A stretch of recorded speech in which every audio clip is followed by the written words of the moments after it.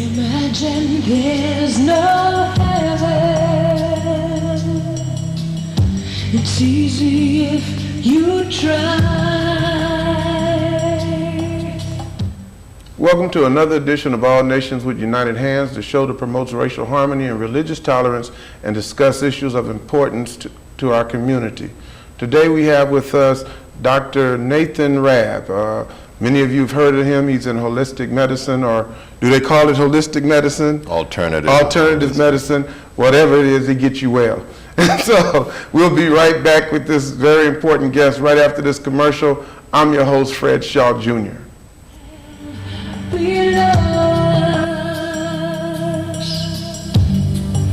Above us only sky.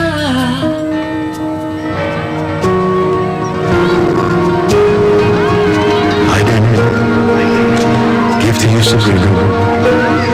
That's right. To love, honor,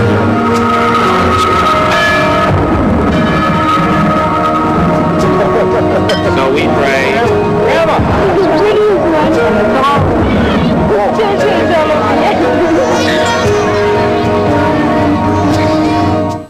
My man died. Now they tell me it was AIDS. Hey, I didn't know anything about AIDS. And I didn't know he had passed the virus on to me either. Not until my baby was born with it. And all of this because my man was shooting up drugs and sharing needles. Please don't let this happen to you. You find out about AIDS. One of the reasons lions roar is to warn threatening bachelor males from other prides to stay away from their young. Here, a lion cub gets a lesson in proper roaring from its father. Teaching this behavior is not just crucial to the pride, but also to the survival of the species. Just a reminder how important it is for fathers to spend time with their children.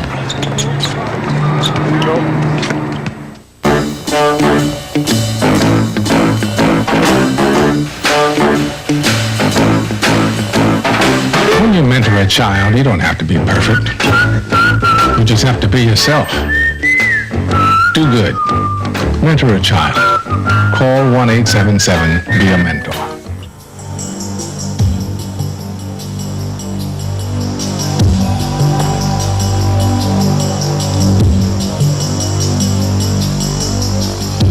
Imagine there's no heaven. Welcome back to All Nations with United Hands. As I previously stated, our guest today is Dr. Nathan Rabb. He's a holistic practitioner doing alternative medicine. And we want to welcome you to the show today. Thank you. We are continuing our series in health.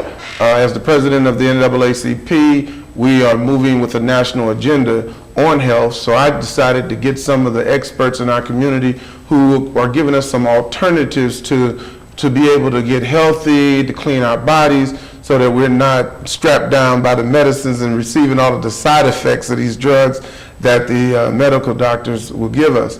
We want to just do a little short disclaimer in this whole series, because I'm a host and I get carried away and I'm not a doctor. We're not saying that anyone cures anything. We're not putting these people on the spot because they're doing a job trying to help us be healthy, and we don't want to bring anything upon them unnecessarily, or people, you know, it's against the law to say that you can cure something. So we want to just protect our guests with that statement.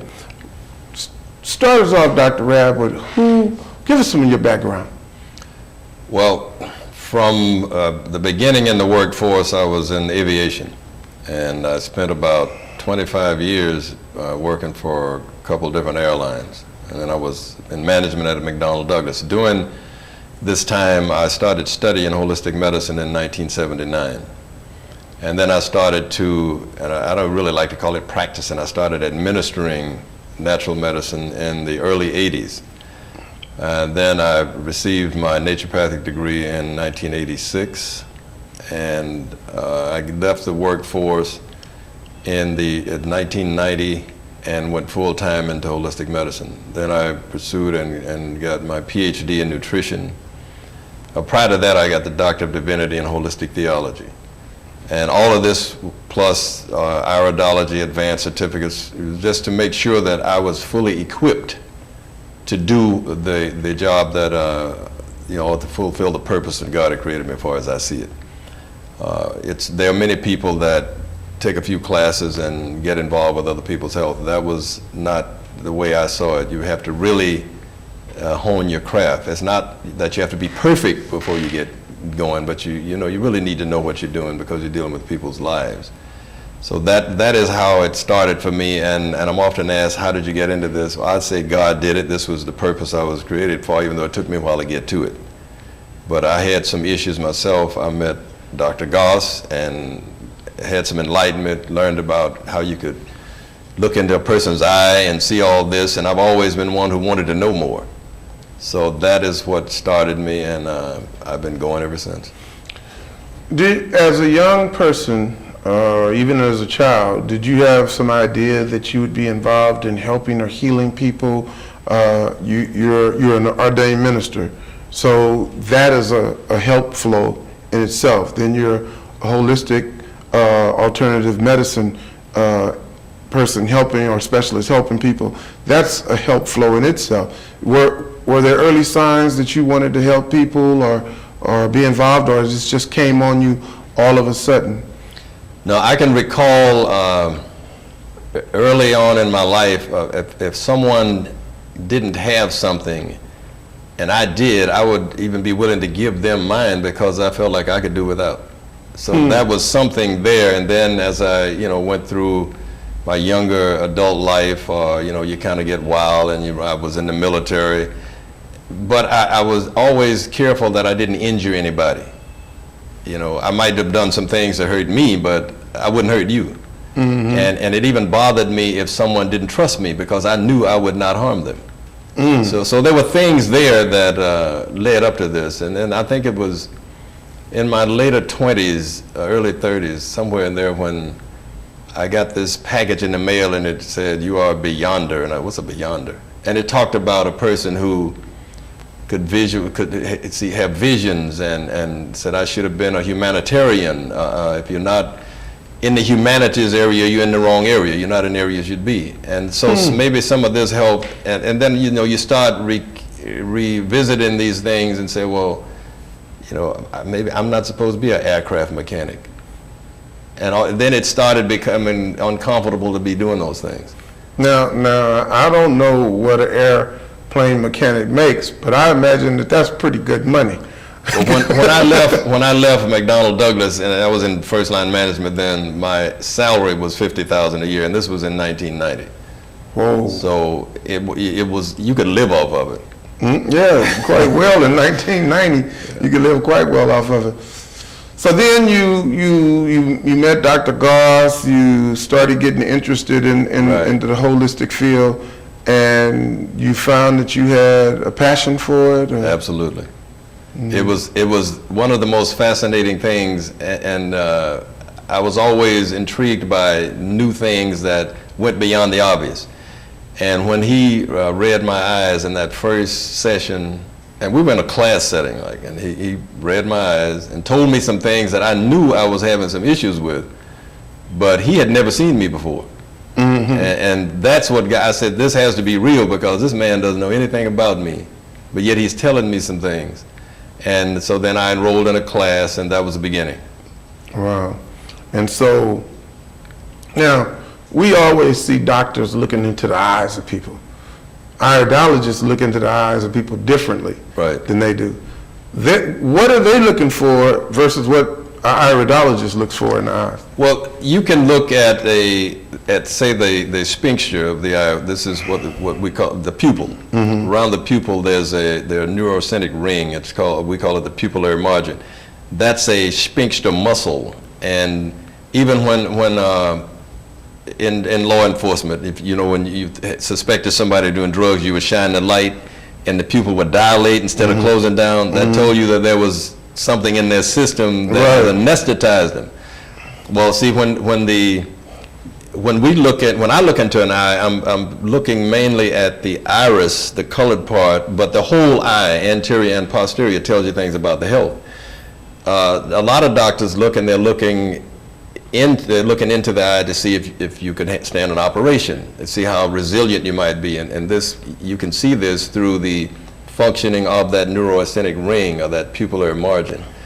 Some are looking if they can see the back of the eye, they're looking for different things. But when you do iris reading, you're looking at the eye to get a reading of what's happening throughout the body. It's a neurological picture, and it travels through the parasympathetic and sympathetic nervous system and through a system of ganglions and whatever that come through the brain, and one comes through the upper thoracic spine. So there are often people ask, well, that's like reading tea leaves. I said, no, it's a connection if you understand the connection. Mm-hmm. What happens in your body will register in your eye. If you can break something, it registers immediately. Degenerative processes that come over a period of time, you'll start to see an acute sign right away, and then it will go into subacute, then it will go to chronic as it proceeds through its degenerative states. And then you see things reverse and come back in that same order when you start doing something, detoxing, getting the waste out, getting the toxins out, and it comes right back in the reverse order. Diseases come in and up, and they leave by going down and out. Wow, that's amazing. Now, they say that the eyes are the windows to the soul, but evidently it's the window to the body as well. That part is left out. So tell us, what is holistic healing and how is it accomplished? Well, holistic healing deals with the entire body, mind, spirit. When you are suffering any kind of infirmity, whether it's loss of energy, sluggishness, constipation, whatever it might be, it affects the whole triune being. So holistically, we approach it that way and work on, number one, you detoxify the body, which means remove the thorn, God will heal. Get the waste out, put in the right foods, the body will do the rest. No one can heal anybody. It takes place in your body, but you have to do some things to help it, make sure it comes about. So that's what, when we say holistic, we're dealing with the whole body. Not unlike allopathic medicine. If you go and high blood pressure, you get a pill. Diabetes, you get something aimed at the pancreas. It's like throwing darts at a dartboard, picking an item. Holistically, you work with the body, and the body heals itself. So you guys are dealing with the whole Yes. picture, and they isolate and go into specific areas to a large degree. Yes, that's allopathic medicine. It's treatment. It's not about healing anything. It's about treating things. Well, I've always said that it just seems that the medical profession makes its money on treating diseases, Right. and if the ideal scene would be to get a pill that you could take for the rest of your life for AIDS, or to get a pill that you could take for the rest of your life for cancer. And yeah, they might want you to have a long, healthy life, but they want you to pay every step of the way of that life. And I think that is the difference in what we're looking at in holistic medicines and what we're looking at with you call it allopathic. Yeah, that's you have allopathic, you have osteopathic, you have various modalities, but allopathic is the medical system that prescribes drugs and surgery and all of those. And I have a lot of friends who are in the medical, so I don't put them down. There's a place for that. But in degenerative disease processes that come about through lifestyles, you have to change your lifestyle and correct that if you want to get well. Well, and that brings us to another question. When we look at those in America, we've had Dr. Ferguson's, different ones on. They talk about how we're 17th in healthcare, but we spend more money than anybody else in the world. But for the product that we get, we still die at 68, at 50 years old, we drop dead of heart attack. For the money we spend in healthcare, number one in that area, but we die way too early for what we get. What is the problem that we're looking at there? Well, number one, we're not spending a lot of money in health care. We're spending a lot of money in disease treatment. Oh, okay, There's a difference. Correct Major me. difference. There's very little money being spent in health care, true health care. There's lots, prevention. That's what is true health care, prevention. Or first, as I say, the Hippocratic Oath, it should be first, we will do no harm. When you are giving someone pharmaceutical drugs knowing they have side effects, then you can't say first, I'll do no harm. The approach that we use is when we go in with cleansing herbs and the right food, we're not harming anyone. You either make them better or nothing happens. But something always happens, and it's always for the benefit of the person. But no, disease treatment is the system that's used in the allopathic community. When you're sick, they work on you. If you're not sick, now it's even to the point where people are going for physicals and they're being told you're borderline, so we need to get you started on some medication. I know. No, you need to start doing the right thing so you don't get into that zone. How come there's not a greater push in our school children at a younger age, or even with young parents, to start, because we all eat the pork chops, and I don't know if you do, but I eat the pork chops and the steak and probably, I should have been gone a long time ago. But the thing is how do we start on the right path early? Because our kids grow up on Cocoa Puffs and Frosted Flakes, then we eat our steaks when we get big, able to afford them, and we have this constant polluting of our system that tastes so good to us and feels so natural to us, but it's killing us all the way. How do we change how our children even look at this? One of the things that has happened, I know it's Los Angeles County, I'm not sure where else, but when they took the soda machines out of the schools. Well, see, a lot of schools use candy sales to raise money. Mm-hmm. We are in a situation now where we have a large amount of our population, both children and adults, are obese. We don't need to be selling, and diabetic, we don't need to be selling candy for anything. And I did this to the school where my son attends, which is a Christian school, and they sell candy bars to raise money. And I'm going there picking him up every day, and I said, you guys need to find something else to do to raise your money. You're contributing to this process of diabetes and obesity. Well, we need to do something fundraising. Sell apples, sell oranges, do something other than this. But it's like an unconscious act where people are just doing things that are contributing to the demise of the human system or bodies, all for some kind of profit. So I'm trying now to get into the school. I'm dealing with the school board in South Carolina in one of the counties. I'm trying to get here where we can start a program of educating the children in the school, feeding them right, giving them the right education. But when you do that, you're going against the system that needs people to be sick.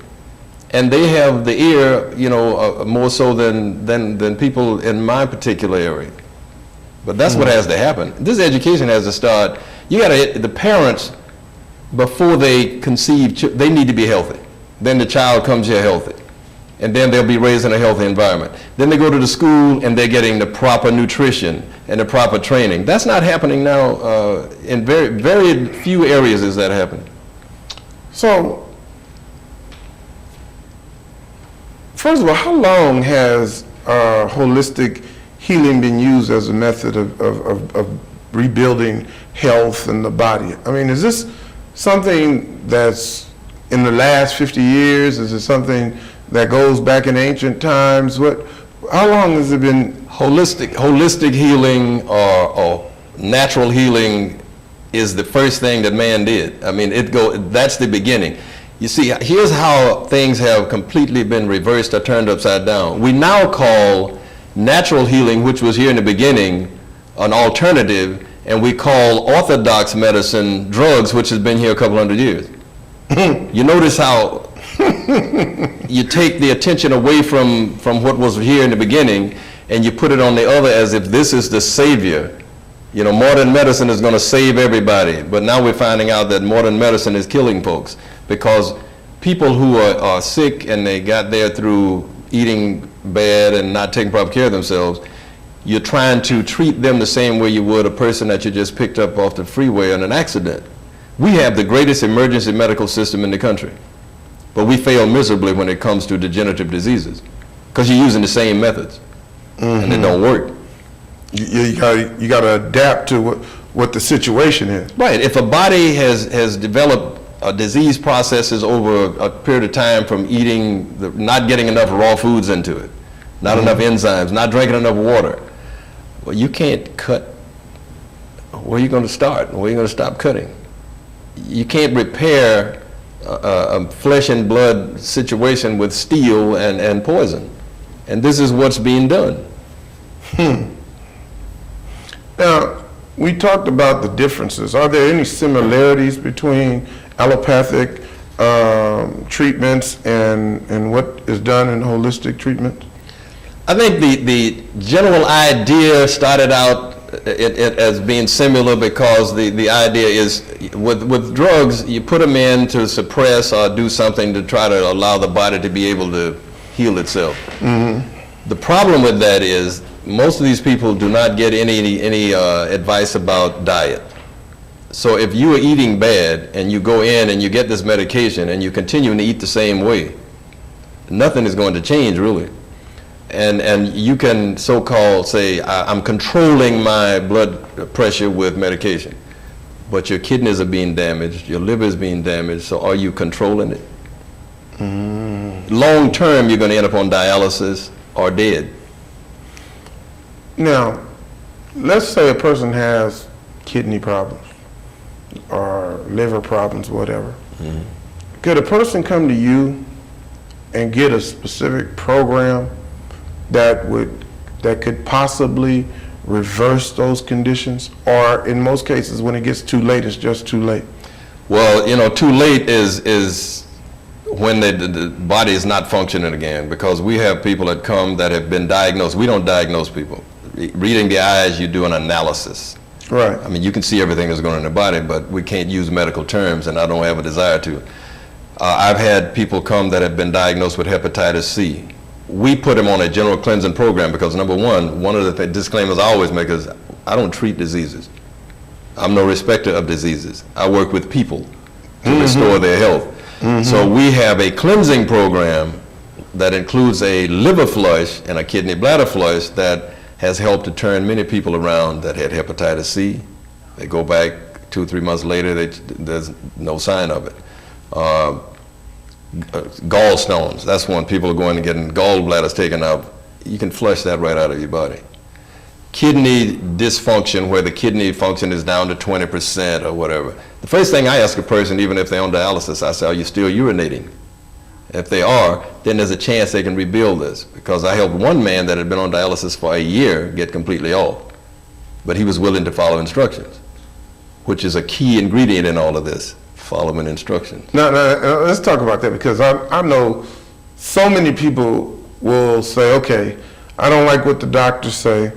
I'm gonna go to a holistic expert, get on a plan, you get a bunch of herbs, you know, and a guy like you will tell them, okay, you got to go A, B, C, D, E, F, G.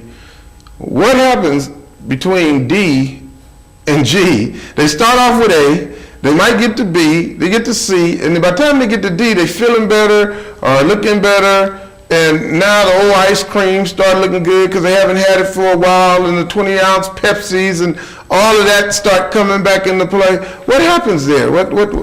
There's a mindset that hasn't been changed. It's kind of like a set point in the body when a person's trying to lose weight. Until your body set point changes, you can go on these fad diets, crash diets, whatever kind of, because diets don't work, but you can go on that and you can lose 30 or 40 pounds.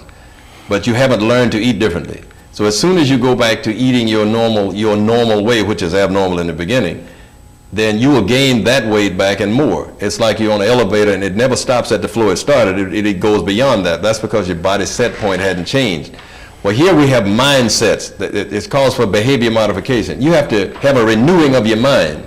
You can't think the same way that, you know, I'll eat the same way. If you ate yourself into bad health, what's to make you think that if you go back to that, you know, it's not going to change? You go right back where you were.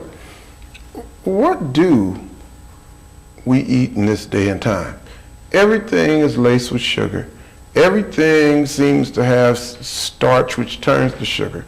A guy who, like myself, a lot of times if I work out regularly and lay low on the sugar, my diabetes comes back into the normal range. If I'm careless, I'll look up and it's 200, 300, and then I gotta take a pill or two, get it down, put myself back on the workout program, do all of that stuff. But through cleansing and things like that, can you actually control those type of things? Absolutely. I have had, I guess one of the most extreme cases was a gentleman that was doing 30 units of insulin twice a day. He had just had open heart surgery. He was on high blood pressure medication even after the open heart surgery, and he was grossly overweight. In 90 days of cleansing, liver flushing, kidney bladder flushing, eating healthy superfoods and things like that, he was off of all insulin. He had to take his pants 6 inches out of the waist of his pants for the weight he had lost. He's on 0 medication, and that's 2 years ago when this happened, and he's still on 0 medication. Because when he finally decided to do something, he did it and he stuck with it. Now, did he have to have a radical change in his diet? He couldn't have no meat. He couldn't have, I mean, what did he have to do that? I mean, most of us, are too lazy to stick with a plan like that. It took, let's say me, 50 years of eating the way I do, and now it becomes so foreign to me to try to change it up. Unnatural. Your body starts craving for the things that you've taken out of it now. Even though those things might not be good for you, you still go through your sugar moments where you get irritable, or let me just get this one Pepsi, or let me just drink this one beer, or let me just, how do we maintain? How do we get through that? The process of detoxifying the body removes the residue of desire. If you have, it's just like with chemicals of any kind. If you have something in your body, most of them store in the fatty tissue. When you have a meltdown, it gets back into your bloodstream. It passes your blood-brain barrier. Wham, the addiction is back. So we advise people to go through the detox process, which means you're getting all the chemicals and the toxic stuff out of your body. Charcoal is in the program, which absorbs a lot of chemicals, odors, waste, whatever. You're flushing all this debris out of your body, and once you get it out, there isn't nothing in there to melt down and go back. I mean, there are still some people that will go do it, but it's not because of a craving anymore. It's just because they see it, or they're around someone that's doing it, and they will do it. And it doesn't mean you can never have certain things again, but if you get too far back into it, you're going to bring back the same problem. But that's how you overcome that, though. You have to go through a process of detoxification, which means removing the chemicals in your body that are causing you to want these things. So we would say that a person like me, blood pressure sometimes is high, last few times, you know what, we're going to have to have a part 2 here, because we've run out of time in this segment, and we get ready to get into some heavy stuff, because we're going to help heal some people out here in this audience with this conversation. So we'll be right back with part 2 right after this message, or what should I say, when next time it comes back on. But we're going to do a part 2 with Dr. Rabb, so stay tuned. This is part of our health series. NAACP president here, bringing it to you through our All Nations with United Hands show. Until next time, God bless. I'm your host, Fred Shaw Jr.